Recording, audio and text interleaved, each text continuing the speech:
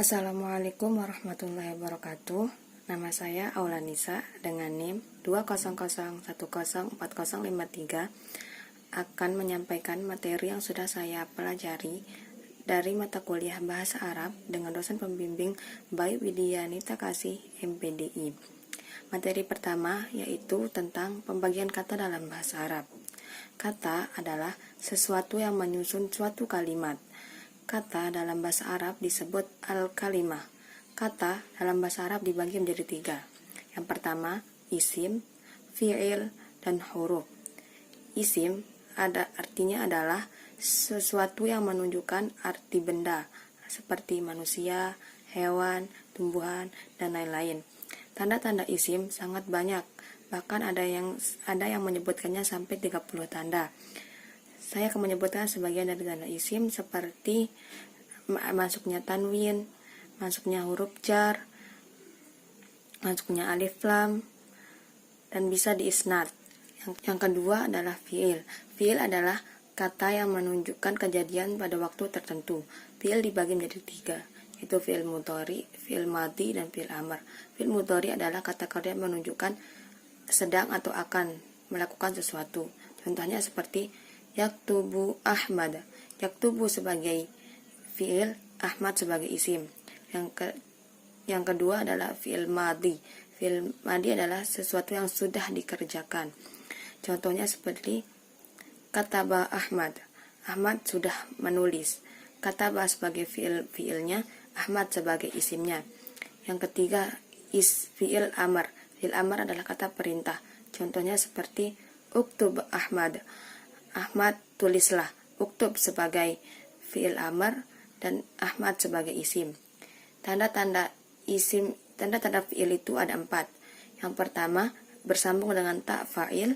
Yang kedua bersambung dengan ta ta'nis. Yang ketiga bersambung dengan ya mukhatabah. Dan yang keempat bersambung dengan nun taukid. Yang ketiga kata ketiga dalam bahasa Arab yaitu adalah huruf. Huruf adalah setiap kata tidak bermakna kecuali ada kata lain yang mengikuti. Contoh huruf adalah min, ila, an, ala, fi, ruba, walkaf, walba, walam. Materi kedua adalah isim yang ditinjau dari jenisnya dan keumumannya. Isim yang ditinjau dari jenisnya dibagi menjadi 2. Yang pertama, isim muzakkar dan isim muannas. Isim muzakkar adalah isim muzakkar secara bahasa artinya adalah laki-laki.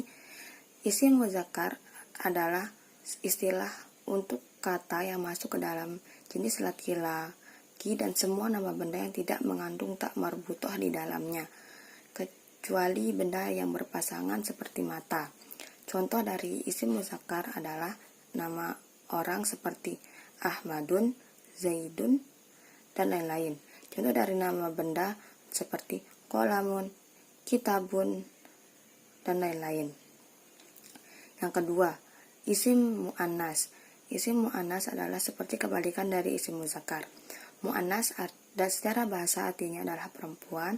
Jadi, isim muannas adalah istilah untuk semua jenis kata yang termasuk dalam perempuan seperti nama perempuan dan benda yang mengandung tak marbutoh.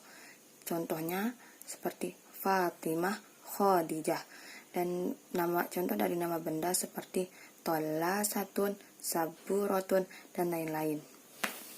Yang kedua, isim yang ditinjau dari segi keumumannya dibagi menjadi 2 juga, yaitu isim ma'rifah dan isim nakirah.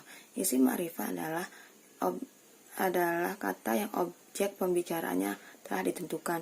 Contohnya seperti hadal kitabul arabiyah, itu adalah kitab bahasa Arab. Itu sudah jelas objeknya. Yang kedua, isim nakirah.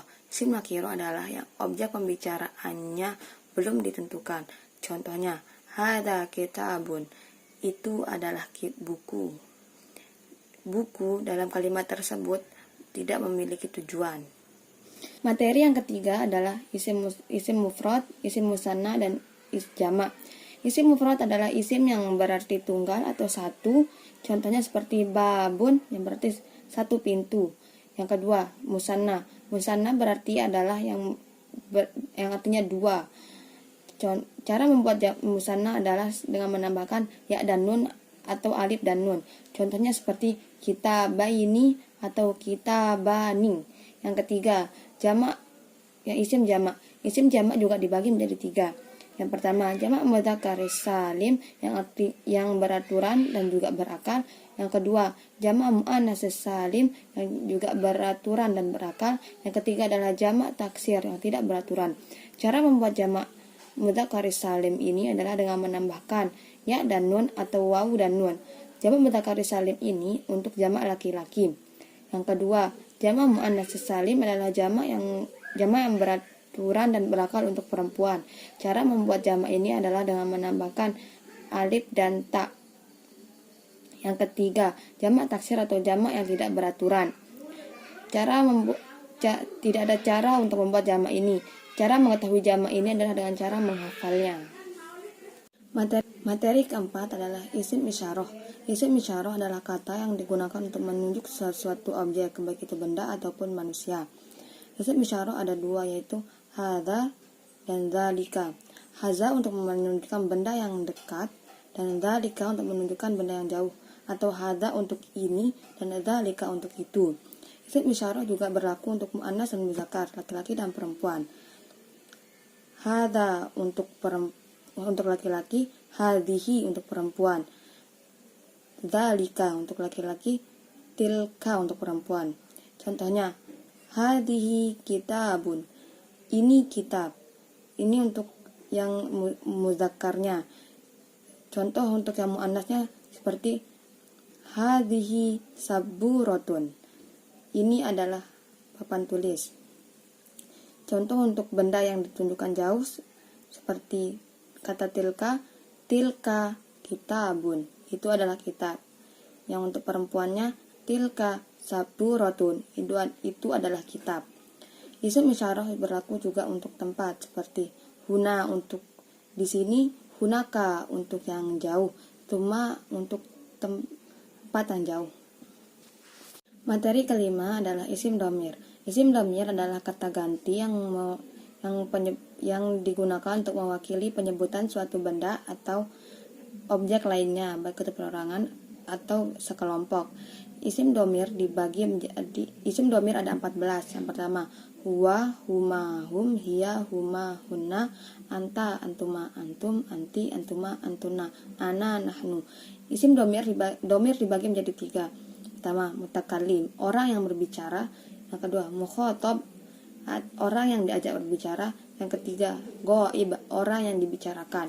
Menurut jumlahnya, isim dhamir dibagi menjadi 3, yaitu mufrad, musanna, dan jamak. Menurut jenisnya, dhamir dibagi menjadi 2, munfasil dan muttasil. Dhamir munfasil adalah salah satu jenis dhamir yang penulisannya dipisah isim dengan fiilnya, seperti huwa mudarrisun. Huwa sebagai dhamir, mudarrisun sebagai isim, penulisannya dipisah. Sedangkan dhamir muttasil adalah kebalikan dari dhamir munfasil itu sendiri. Dhamir muttasil adalah dhamir yang penulisannya bersambung dengan isim atau fiilnya. Dhamir muttasil juga sering disebut dengan dhamir kepemilikan.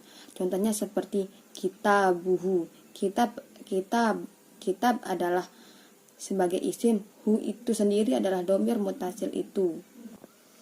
Baiklah, hanya itu materi yang dapat saya jelaskan atau saya jelaskan ulang.